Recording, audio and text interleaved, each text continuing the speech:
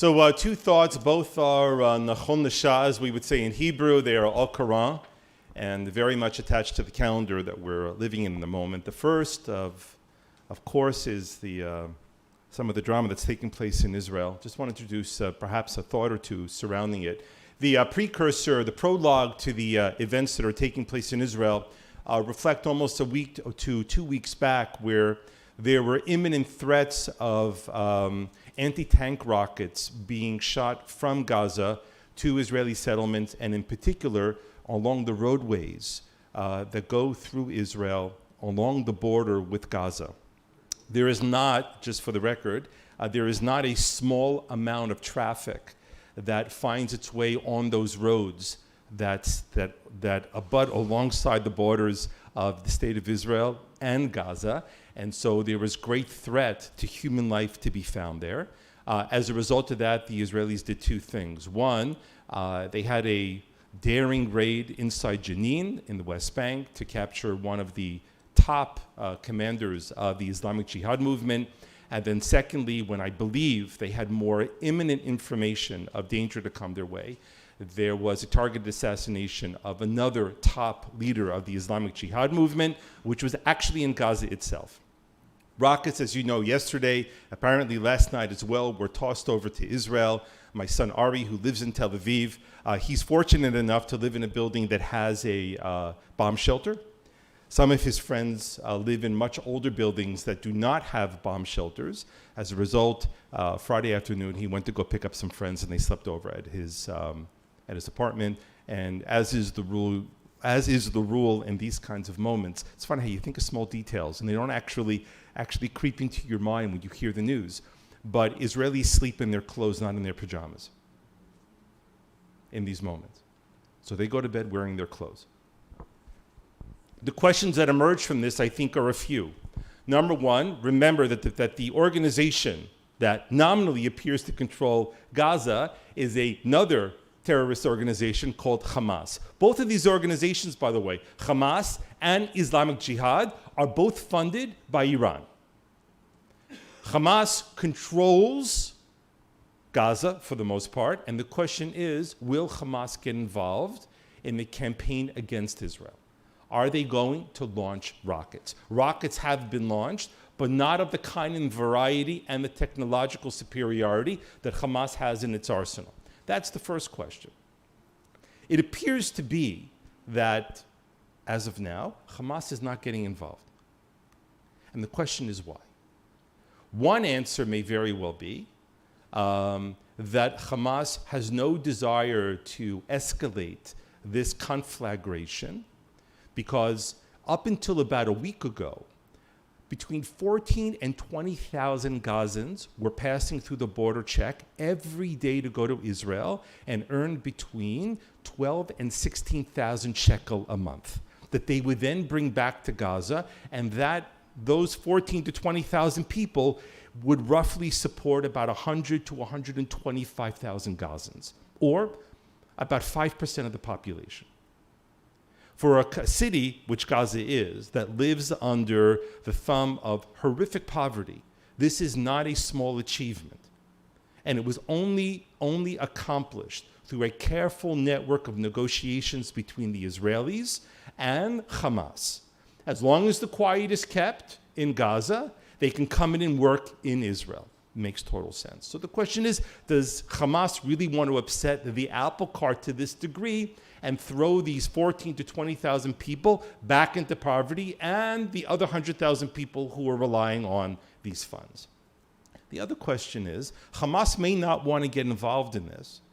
They may perhaps want to let the Israelis wipe out their competitor, Islamic Jihad, and stand on the side. The other thing that Hamas may in fact want to do is wait until the point that the Islamic Jihad is actually about to break, and they step in and broker a peace deal. So they look like a hero, a champion on both sides of the coin.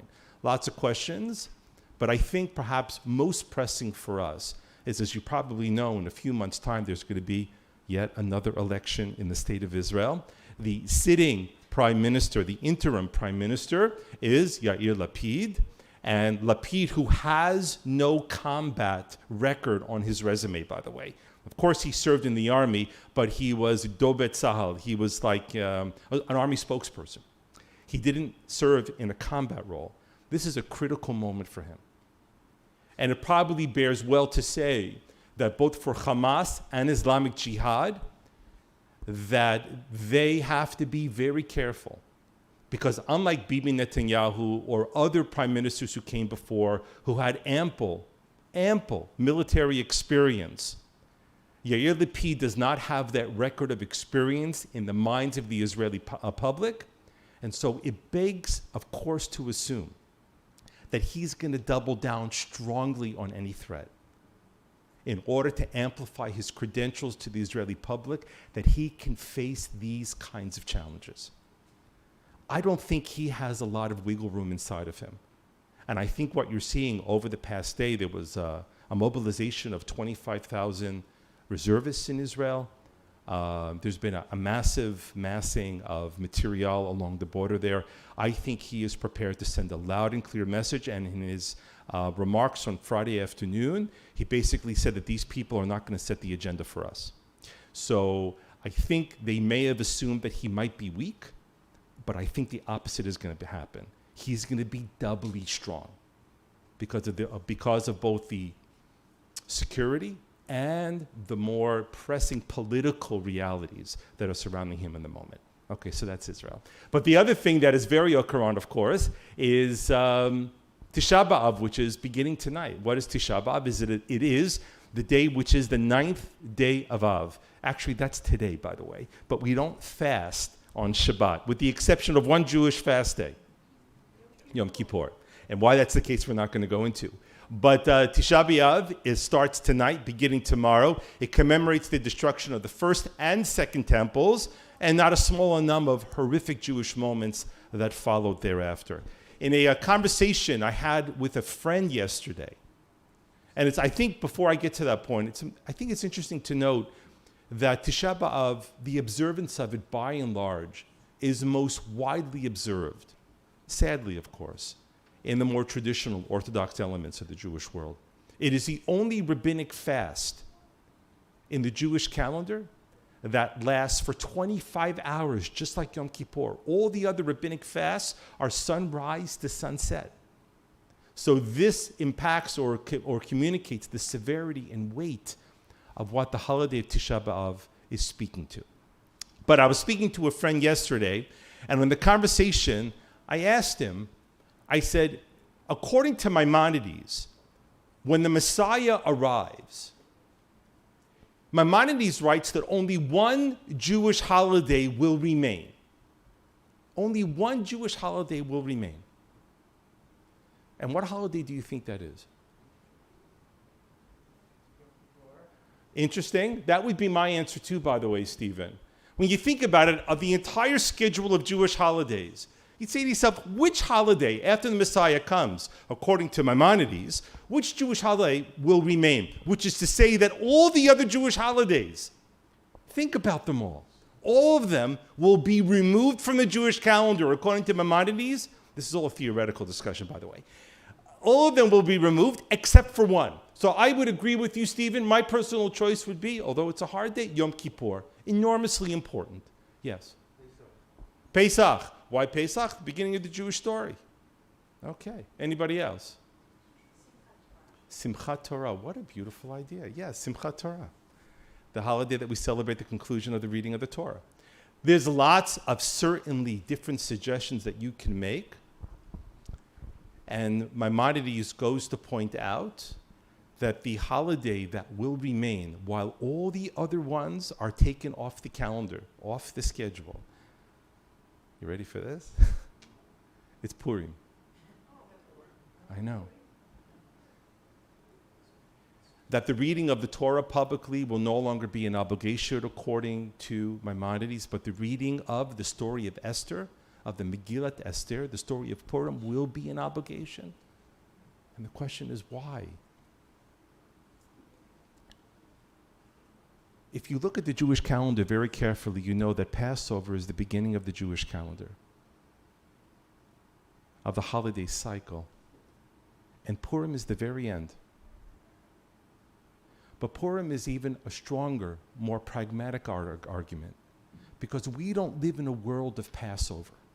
There are no plagues that are going to come and save us.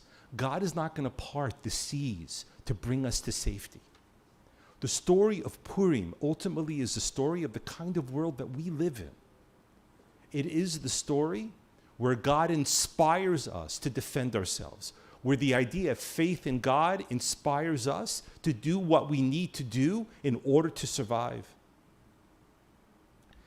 As we think about Tisha B'Av, the destruction of the first temple and the second temple, and the other horrible things that followed in Jewish life, we are also reminded that the story of who we are in this moment is not the story of that past. Our story, thank God today, is a story of autonomy and self-defense and cunning and strength and resilience. And above all else, the understanding that where we have been has brought us to the strength of where we are now. Maimonides, in rightly looking at the entire Jewish calendar, says to us not to look merely at the happy holidays and the sad holidays like Tisha B'Av, but in fact we realize that our story will conclude with happiness. And so, even as we will begin fasting tonight, because the Jewish story is also a story of great memory, we understand that while we remember, thankfully, blessedly, that is not the world that we live in today. Shabbat Shalom.